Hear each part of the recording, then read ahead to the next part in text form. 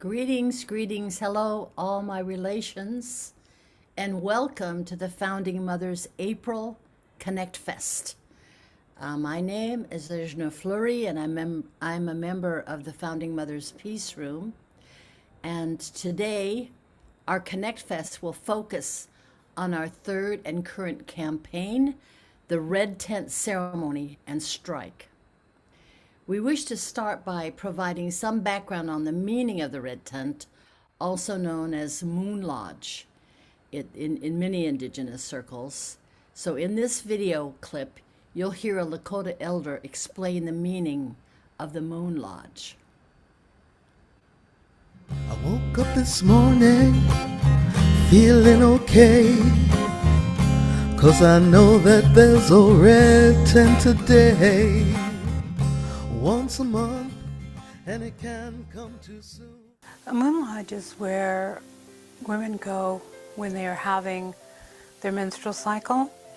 And in a Lakota tradition, it was where women would go as a respite during that time when they were bleeding. It was where they would go to share with one another, give teachings. Elders that were there would come and give teachings. A lot of creativity occurred in the Moon Lodge. It's where women had a chance to work on crafts that they might not have been able to do in everyday life. Because in the Lakota tradition, women were primarily responsible for a lot of things in the camp. But it was the one time of the month when they had a vacation. So women generally looked forward to going into the Moon Lodge. Purpose, we are perfect, we are present, we are here to love you as you are. We are courage, we are passion, we are still, we are. Our hearts are soft, our spirits strong. We are the wind of today. Oh, we are.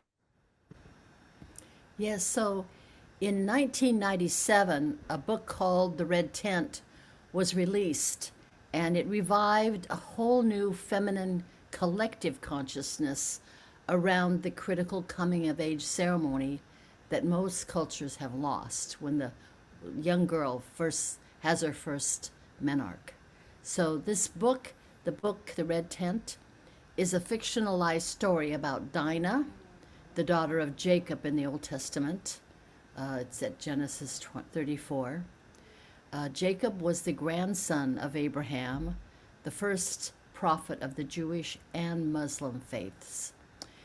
In their red tent, Dinah and the other women of Jacob's tribe would have a week of rest during their moon time.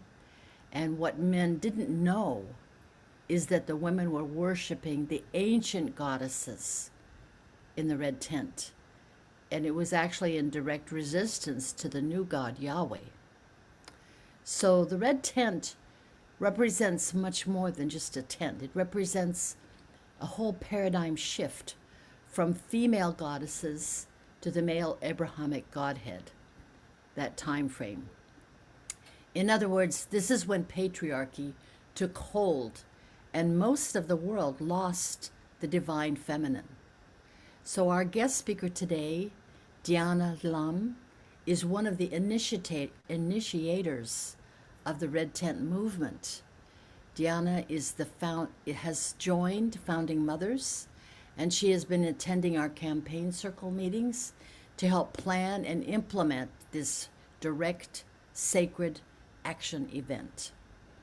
Our Red Tent event will be a 7-day ceremony and strike, and it will start on Monday, May 12th, the day after Mother's Day. Yes, so you can see here, and you can find this on our website, that there are different themes for each day, and we'd love for you to be able to visit our website and join this. So with the full moon's arrival on Monday, May 12th, we will hold our opening ceremony. Monday, May 12th, opening ceremony. We also have a closing ceremony on Saturday, May 17th. So at our website, you can register to host a red tent event in your location, or you can search for a red tent event near you. We encourage everyone to participate. At our website, we've included a top 10 list of our direct action ideas that you could have for your local red tent event. And our first suggestion is that you invite women of all ages and girls all ages to help build your red tent.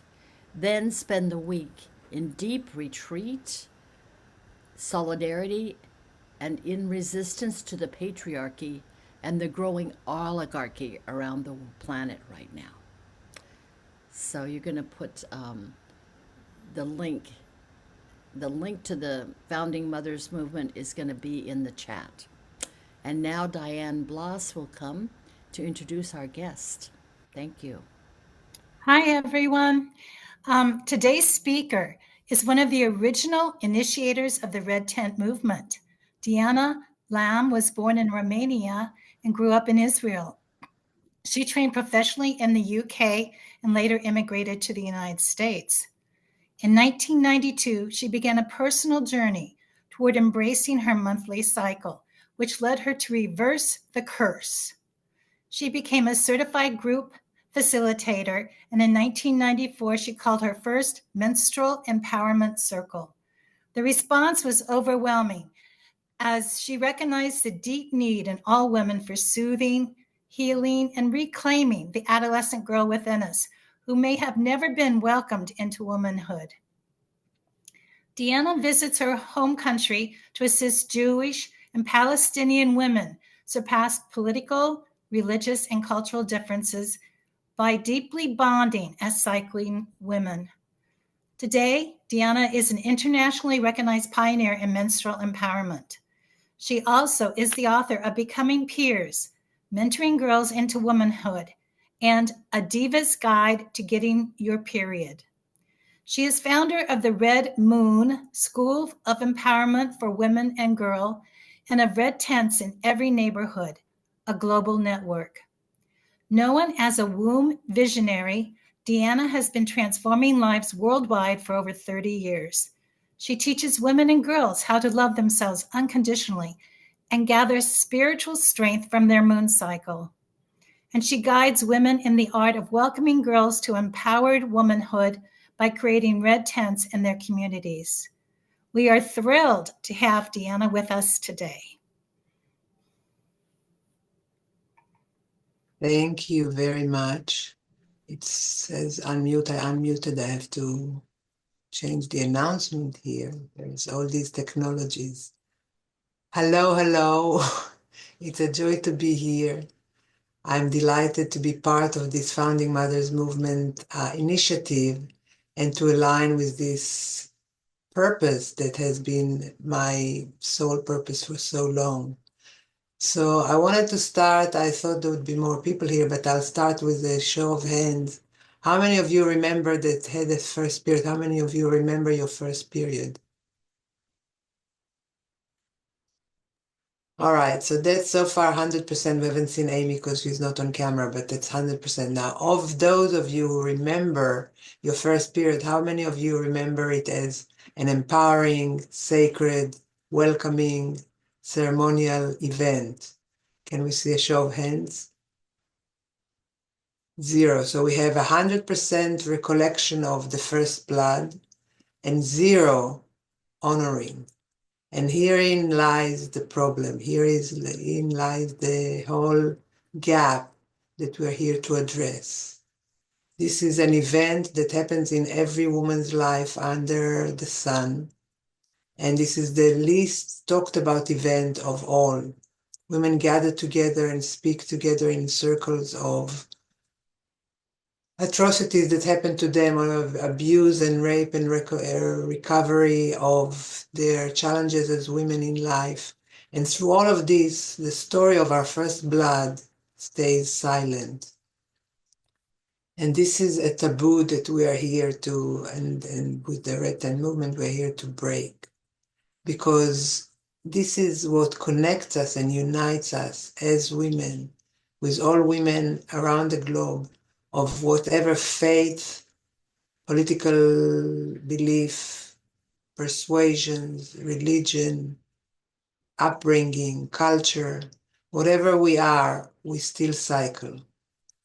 As women, we are born out of our mother's womb at birth, and as women, we are born again at the age of our first menarche, our first blood. For each girl, it's a different age, but from a place of linearity, when we're born, men and women, we're solar, we're not cyclical. Men stay solar throughout their lives, and women become, at the first moon time, they become lunar. So with the moon, we begin to expand and contract. Our emotional lives are expanding and contracting.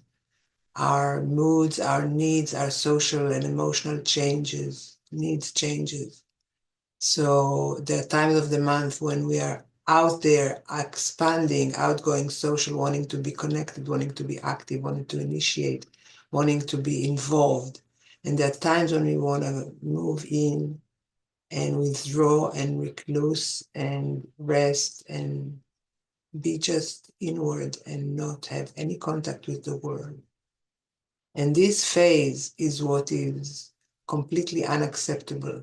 We live in a solar environment, in a solar culture that worships everything that's visible, scientific, provable, in the light. Anything that's hidden in the womb, in the stars, in the dream time is not honored. So as women, we grew up in a world where half of our emotional life is denied. And we learn to hide it. We learn to override it. So every month we have a need to withdraw. We have a need to expand, and we have a need to withdraw. And when that need is not honored, and we can't take time like we did in the moon lodges and the moon red tents to withdraw and replenish and renew and release the old month and prepare for the month ahead, when we're not having the opportunity to do this, basically we are starting to develop PMS. So our bodies are starting to scream at us. We need to be quiet. We need to go inward. We need to replenish. And what happens is that the less we do that, the more our body screams at us, and the higher and louder the symptoms, the PMS symptoms become. And then we start medicating. So something that is not a problem, that has not been there by design in our body, that we develop because of cultural denial of our need, is becoming a medical problem, which we then we don't need to, but many of us medicate, and the cycle goes on. The antidote for that is indeed the red tent and the welcoming of our girls into womanhood when they start bleeding.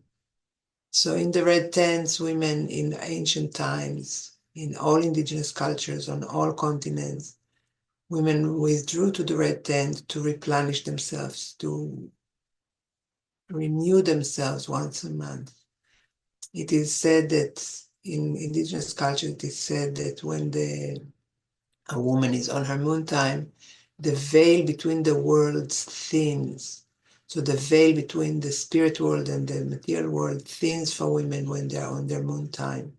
And indigenous cultures recognized women as shamans, as oracles of their tribes when they were on their moon times. So when the women went to the red tent, the tribes would come and ask questions, both individually about personal matters, and the elders about the direction of the tribe. Ask those questions of the dreaming women, the prophesizing women in the red tent, because it was understood that they have a connection to the spirit world in their moon time that they don't have at other times of the month.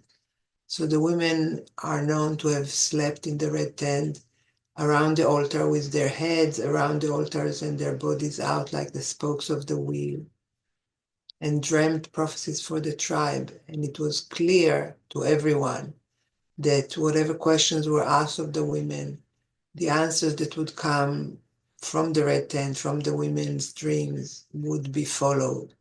So the elders would ask whether to wage peace or war on a neighboring tribe, whether to migrate now or later, whether to go north or south, and what the women would surmise from their special connection to spirit in this time would be followed. We have been losing all of that for the 2000 years of patriarchy, and we are now here to reconnect with that inner resource that we have within ourselves. It is not something that is ever gone away. The culture had denied it, but what we have inside is alive for every woman during her moon time. And the good news is that beyond moon time, because women in menopause are still cycling with the moon. So when we have our first our first moon cycle, our first menstruation will become connected with the moon. And that expansion, contraction of our emotional life, of our spiritual life, is part of who we are until the day we die. So it is clear that it's not a connection that we are losing. And women who are beyond menstruation in their menopausal years, in their wisdom years, are as expanding and contracting, even though their bodies don't flow anymore.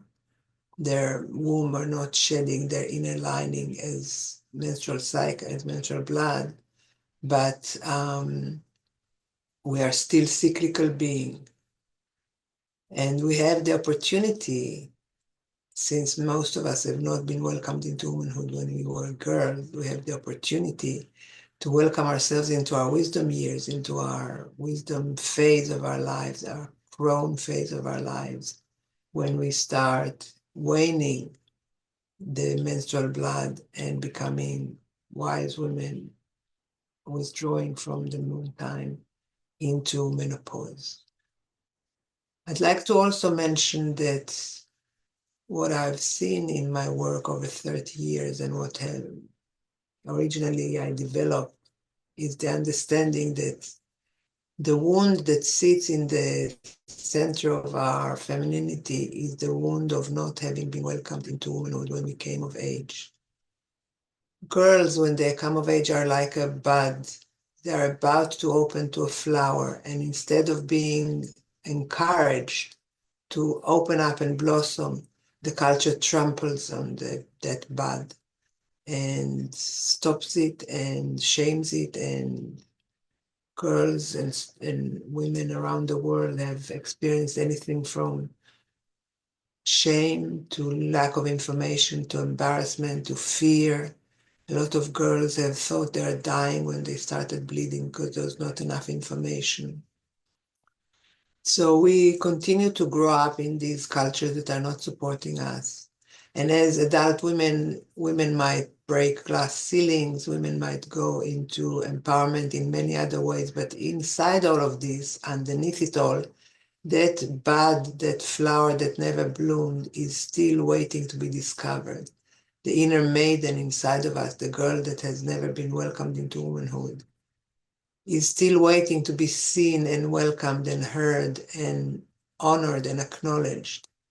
And one of the things that I offer is retroactive welcoming ceremonies to womanhood, that regardless of our age, we are able to celebrate the girl that we once were and her entry into womanhood, even if we're beyond the years of our cycling, even if we're at menopause, because that part of us that yearns is still there waiting to be seen. And when we receive those coming of age welcoming ceremonies, regardless of what age, there is a thread that we can pick from our adolescence, from our young self, from the maiden that was a visionary, that was a dreamer, that was an Amazon, that was a fearless, energetic being that was stopped in her tracks, and we can weave her back into our lives to enhance and enrich our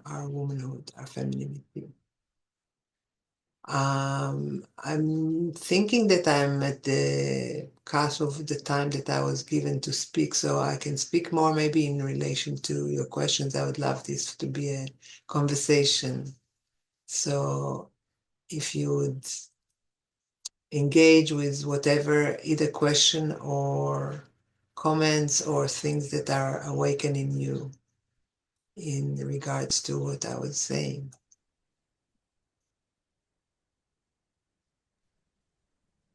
That was wonderful, DeAnna. Thank you. Well, to get juices flowing a little bit more, we're going to show one more video, a brief video on what happens in the red tent. And then, yeah, we're going to open up the forum and share and ask questions. Go ahead, Corey. What would our world be like if young women were mentored by older women?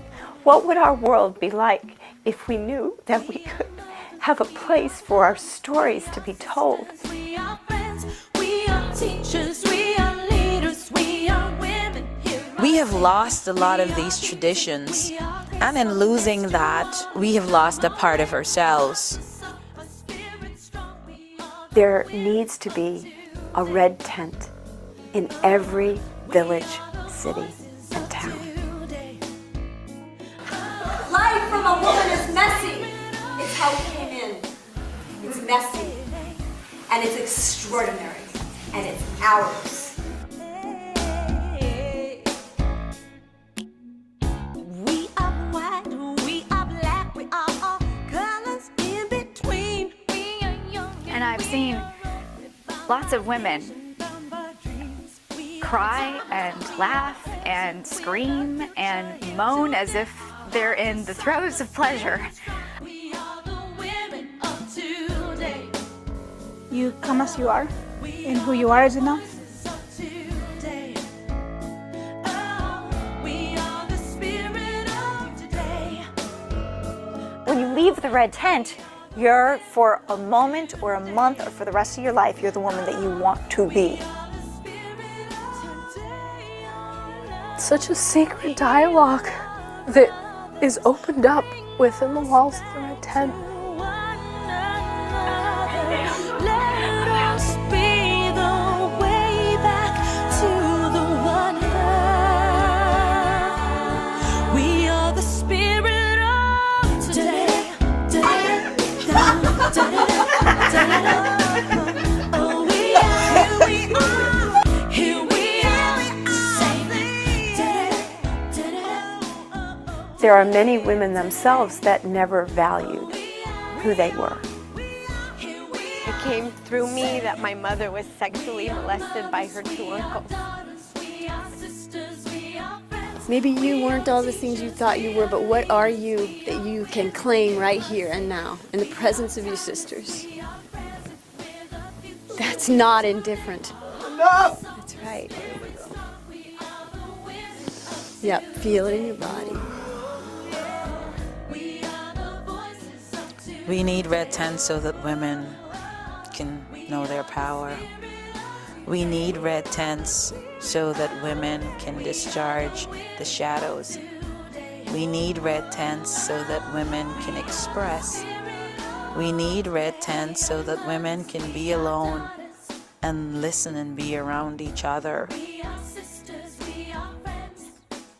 It's fine if you don't share these attitudes and beliefs. You can come and have your space too. We are young, we are old. You are a woman. You deserve to be honored, to be respected. Your story is valuable. You're tired. Come, be fed, be held, be heard, be seen. We are sisters, we are friends. Ooh, we are white, we are black. We are young, we are old.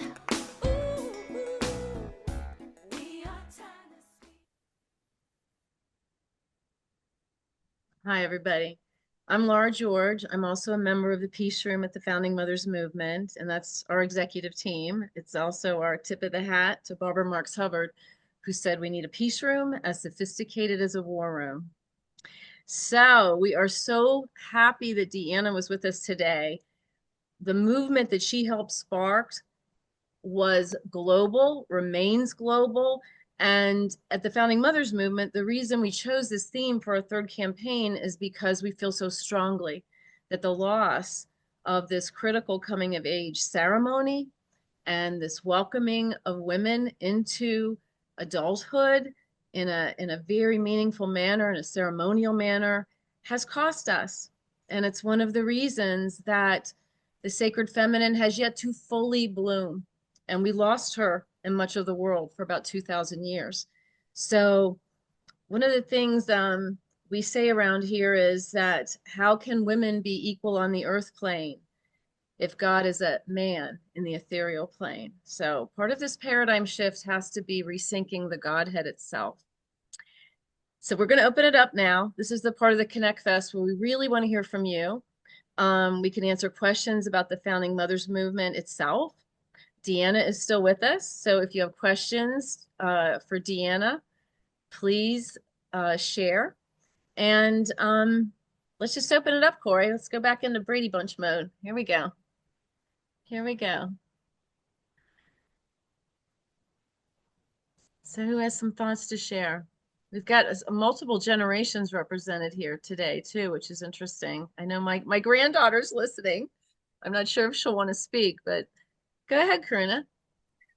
Oh, good morning, everyone. I'm so grateful to ask this question. And DeAnna, thank you so much for bringing us the red tent, bringing it back to us.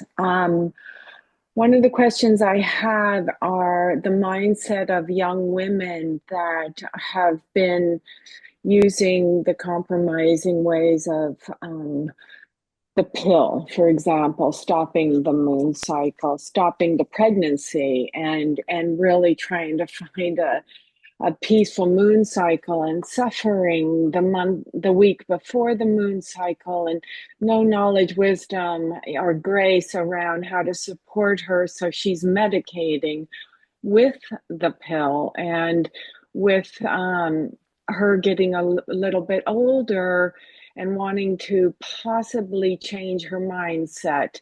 What would you suggest for her to do because she might want to become pregnant and she might want to release this, but she's been told, it will cause more depression. So it's kind of a idea around how can we support young women like this without being preachers, and trying to help them, support them. How can we change the mindset? All right, so two things I'd like to go in two directions. One is that we would help her, first of all, by changing our mindset. So we can't have the same mindset and try to change her. So I invite us all to educate ourselves about the power and the beauty of our menstrual cycle. But the main thing I'd like to say is that I would encourage a girl and a young woman like that is to begin to break the taboo around menstruation, to tell the story of her first blood. I was saying earlier that our first blood story is usually silent. Women who shared everything, bared their souls to each other, never even thought of sharing the story of their first blood. So in company of one woman, in a company of a group of women, in a company of family members, other females in the family, tell the stories together, tell the stories of the first blood. What happens is that we realize when we hear those stories is that we all have a similar story emotionally. The details might be different. The history, the background, the backdrop of the story is different, but what we feel, what we felt at the time is something every woman that hears your story can relate to because she probably felt the same. So I would encourage us to stop hiding that. We can't continue to hide those stories. and the stories of our cyclicities throughout the years and think that we can be empowered. So make it a topic that is not a taboo, make it a topic that is on your mind. Come to work, come to your friends. I'm on my period today. I'm feeling a little bit tired. I'm not going to be able to be as present today because I'm on my period. That you make it part of life. If you have a headache, you say that to other people. If you have a cold, you say that to other people. If you are suffering with something, you say that to other people. However, if you are on your moon time, it's silent. So making this part of your reality that is acknowledged and owned and spoken and shared. And in my experience, when we begin to honor our moon time, the symptoms begin to subside all the way to going to zero. So I have a story, the most dramatic story of the women I worked with was a woman in Australia who came to me on Zoom after years of doubling over with pain, menstrual pain and medication because she couldn't function for a few months of the year, a few days every month. And it took us a few months of going back to her adolescence, healing the wound of the inner maiden, and beginning to put practices of honoring her moon time and her femininity and her womanhood into her life. And within about 2 or 3 months, the symptoms began to subside. She started reducing her menstrual medication. And a few months later, she got all the way to zero medication. So it's possible those PMS and physical symptoms are not a requirement, and they're not here to stay. If we change the story, if we change our attitude and our stance towards our menstrual blood and our own bodies, there is no need for our bodies to scream at us with symptoms anymore. Thank you very much. That's so helpful. I feel the isolation impact on many women. I hear their stories. They run from their husbands. They don't ask for help. Yeah, yeah. Because they've learned to be alone at their first blood. When there was the first moment of differentiating themselves as a woman, they were left so alone. And that was the pattern that has been created, that you do everything alone. You take care of others, you take care of everyone else, but your own challenges you cope with alone. And that's where the isolation and alienation comes from, and we don't have to continue. We don't have to perpetuate that. Thank you. My pleasure. Thank you. We were at dinner last night. We had 4 generations of women at dinner last night. And my granddaughter had never heard of, when we were talking about this topic, and she had not seen the movie Carrie yet. And I'm bringing it up now because, you know, that's a movie where this young woman has not been informed that this is going to be happening to her. And it's a horrible story, as we all know, and she's made fun of for being so innocent and not understanding what the first blood is about. It's a gym scene. But the reason I'm raising it, it just strikes me as that is archetypally representative of anger that women perhaps share over having to keep this so weirdly private and so unnaturally isolating, as you were describing, DeAnna. It's not something, I mean, I went to high school in the 70s. We weren't ashamed, we weren't afraid to talk about it with our girlfriend, but it wasn't something that was a bonding kind of experience either, as it should have been. And for me, yeah, like I think back to the movie just for a second, I do have resentment about that. Like, why did our culture make us feel that to feel embarrassed or feel it had to be hidden, or when it could have been this amazing sisterly experience that not only bonded us, I mean, it bonds us naturally, organically, but bond us emotionally in a much stronger way. And I'm just curious about your thoughts on that. And I'm hoping it's changed, that younger women today actually are more sharing and more supportive and more, I don't know, imaginative with how they perceive it, because it should be perceived as this amazing transition. So a few thoughts in terms of why we are so alienated.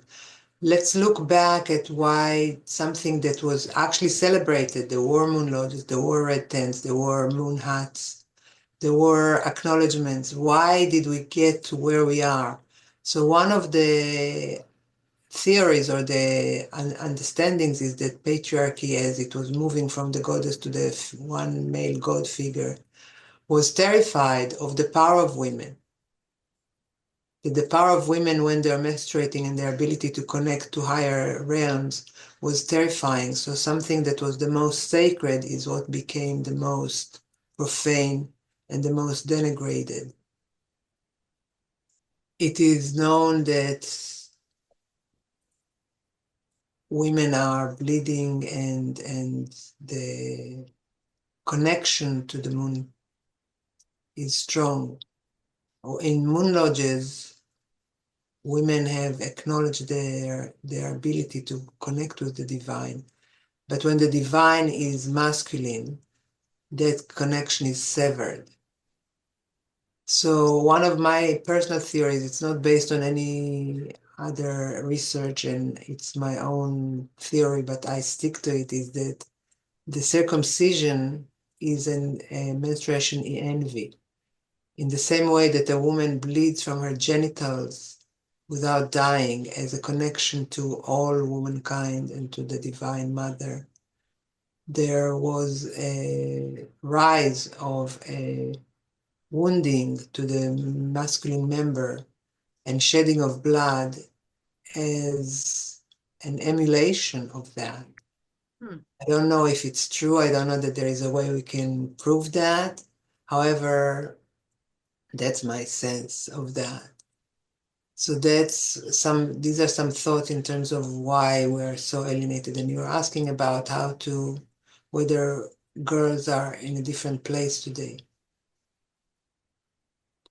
My experience is that the moms are in a different place and they're wanting to celebrate the girls, but the moms have not resolved their own inner maiden shadow within themselves. So what happens is, what I'm seeing is that the mom are overbearing. For you, it's going to be wonderful. For you, it's going to be such an experience that you'll never forget for the rest of your life. We're going to make a party for you. We're going to make a ceremony. And the girls are like, enough, back off, mom.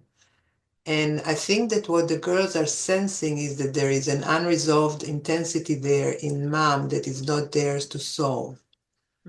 So my recommendation is always to start with the moms, to start with the adult women, to make peace with their adolescence, to make peace with their inner maiden, to make peace with their first blood.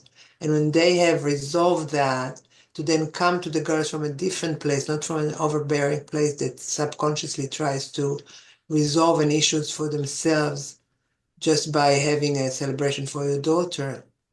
Instead, having found some peace within yourself around your femininity, around your cyclicity, and then welcoming your girl in a different mode. And my sense is that the girls are becoming very receptive at that point because they're not pounced on. I hope that addresses what you're asking. Yeah. Yeah, I'm thrilled because my sister's going to be visiting Oracle campus during the week of the Red 10 event. And so we're going to have family here for that as well. It just feels so precious. So we're going to be doing our Red Tent here near the Peace Pentagon likely. And my mom is here and we're going to go get our red fabric and just really feel into the richness of the Red 10 experience. Yeah. So my invitation and recommendation for you is to all three generations to share the stories of your first blood. It might have happened under the same roof and it may never have been told. Yeah. Well, thank you. Let's see. Does anybody else want to share? I mean, it's a very intimate topic, but please don't be shy because it's part of what the Founding Mothers movement is about, is elevating these intrinsically feminine values and principles and experiences. So I can share a little bit.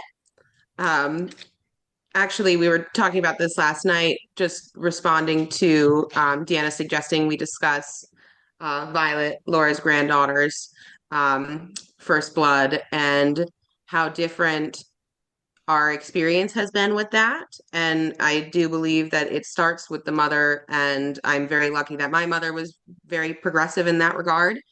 Um, I was still, of course, very shy about making sure I was hiding my products on the way to the bathroom, but it was a celebrated event of womanhood. And because of that, it set me up to invite that same experience for Violet. And hers was very ceremonious. You know, I brought her home a present and some big girl beauty products and hygiene products and ice cream cake. But there was no, oh, this is, this is a bad thing or any negative connotation, even if it can be a little bit scary the first time. It was all, this is femininity and you starting your journey into womanhood, and this is a beautiful thing and a part of life. And so it is really, that was something we were actually talking about at dinner last night. And it's really beautiful that we can share that with each other now and not feel that it's taboo. And I think that it's just wonderful that the founding mothers are making this a topic of discussion, because it shouldn't be so hard for everyone to talk about, and it should not be taboo. Oh, what I was going to comment specifically was when we were setting her up to make sure that she was prepared at school if she should ever start while she was there. We got her a little bag together so she could have a little bit of privacy with that. And I told her if she ever feels too shy to take a product to the bathroom, the nurse always has things too. And I just remember her turning to me and saying something like, well, even if I did have to take one to the bathroom, I don't really care. It's not that big of a deal. And I thought, exactly, that's great. It is not a big deal. She said it's perfectly natural. And I said, yes, it is. Yeah. That's wonderful to hear. There's more and more and more stories of this generation that are coming, and it's so heartwarming to know that the tides are changing, and when every woman and every girl are welcomed, the world would be a different place.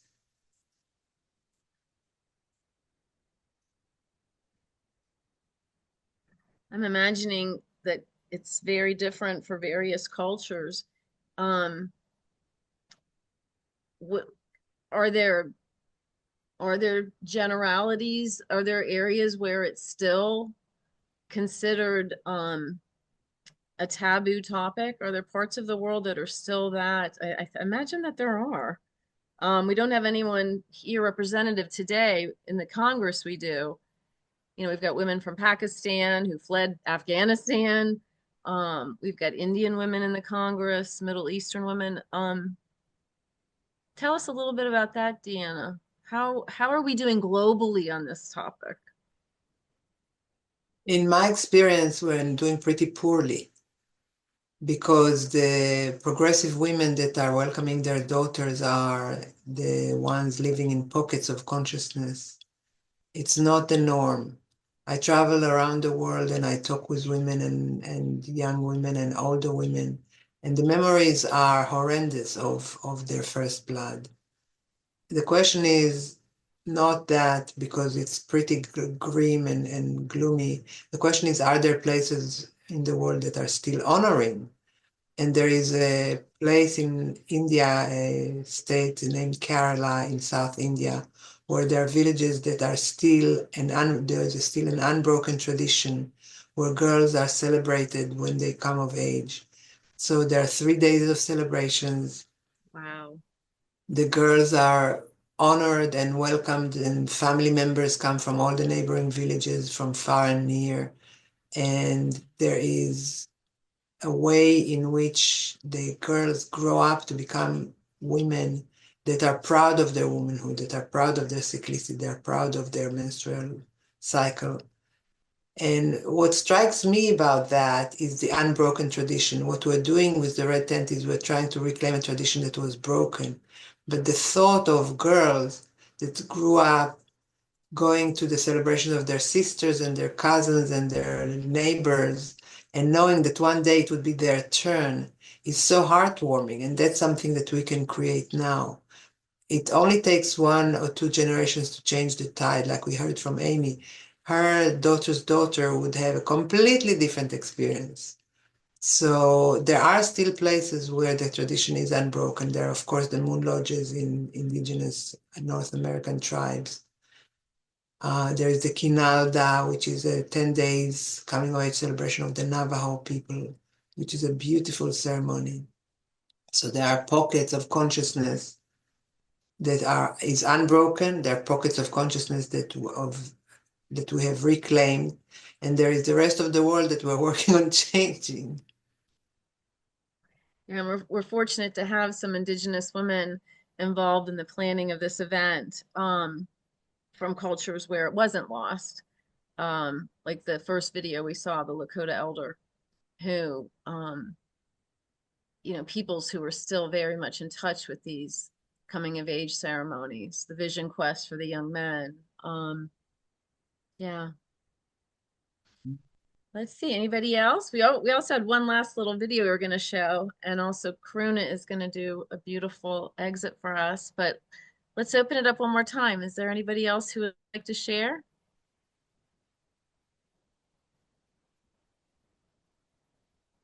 Okay. Is everybody here going to do red 10? Oh, yeah. Yeah, we'll be building ours. And the registration site, the link was like 2 seconds from being ready. So I'm going to check because I'm hoping to put it in the chat. Shall we watch that last video before we turn it over to Karuna? Let's watch this one. It was another video with some really good ideas on red tents.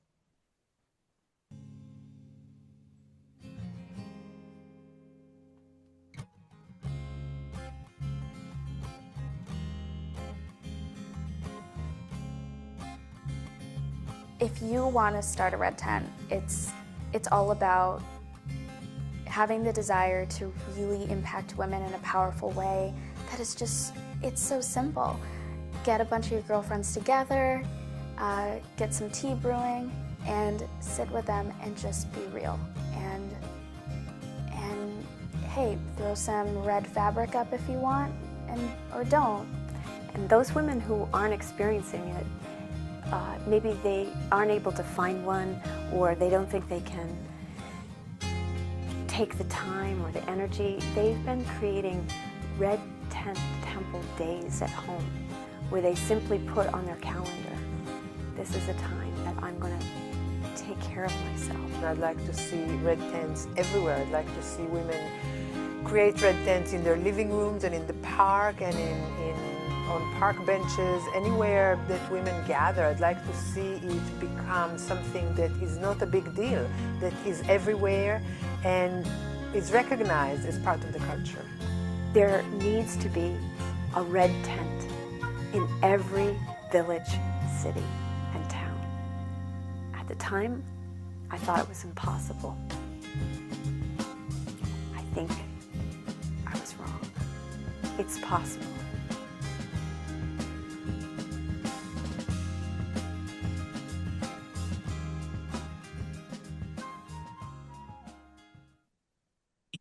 Women and the divine feminine order. May we come together with our hands in any beautiful mudra. This is our founding mother's mudra. The left is our beautiful divine feminine, the right is our masculine, and we weave them together with celestial communication.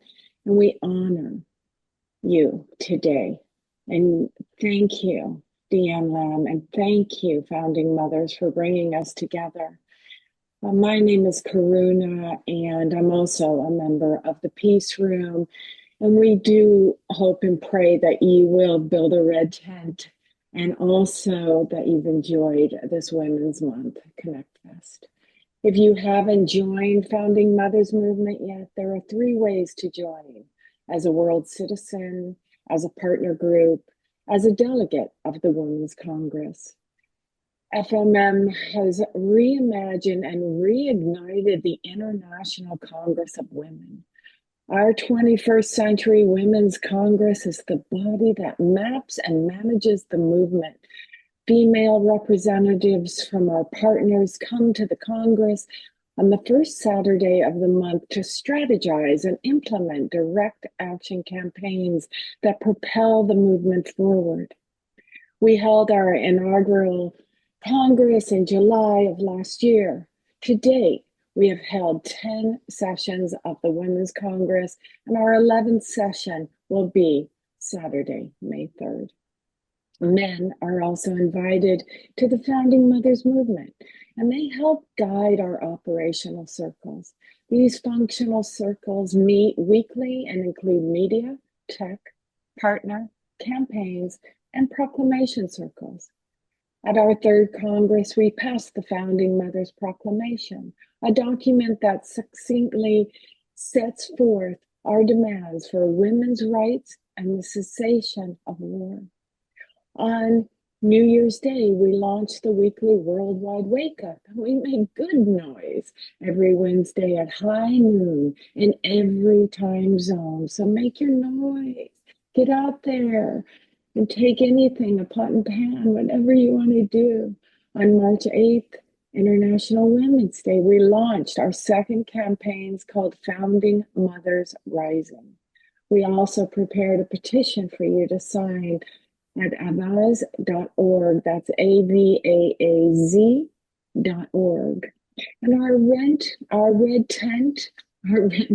let's rent the red tent ceremony and strike. Let's make this a permanent place for us to be together. And we will celebrate this starting the day after Mother's Day, full moon, on Monday, May 12th. It's a week-long direct action. So, dear ones, let me quote something from the divine feminine, the goddess. Some of us weren't meant to be tamed. We are the drops of wild water, the women who run with wolves, the wildflowers, the warriors, the witches, and the weirdos. Let us be the world needs our wild. Let us be okay with this. Be you. Be brave. Take this beautiful mudra of Jupiter, Saturn, and the Sun